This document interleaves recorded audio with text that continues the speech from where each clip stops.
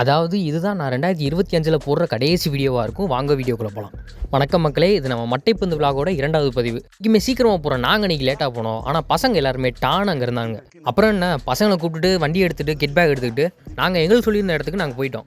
எப்போவுமே நமக்கு ஏர்போர்ட் சைடே மேட்ச் போகிறதுனால ட்ராவல் மட்டுமே கிட்டத்தட்ட 1 hour கிட்ட ஆகுது. எப்படியும் கல் முள் அதெல்லாம் தாண்டி நாங்கள் எங்களோட கிரவுண்டுக்கு வந்து சேர்ந்துட்டோம். சேர்ந்தது மட்டும் இல்லாமல் அங்கே இருக்க வடையும் லைட்டாக எனர்ஜிக்கு அமுக்கிட்டு நம்ம ஆப்போனண்ட்டுக்கு இதான் ஃபஸ்ட்டு மேட்ச் போல், அதனால் புது மேட்ச் வர வச்சுருந்தாங்க. அடுத்து நான் காட்ட போகிற கேரக்டர் மட்டும் மறந்துடாதீங்க மக்களே. தம்பி பேர் தான் பிரஜினு. ஆள் பார்க்க அந்துருண்ட மாதிரி இருந்தாலும் அன்பான பையன், சிரிச்சுக்கிட்டே இருப்பேன்.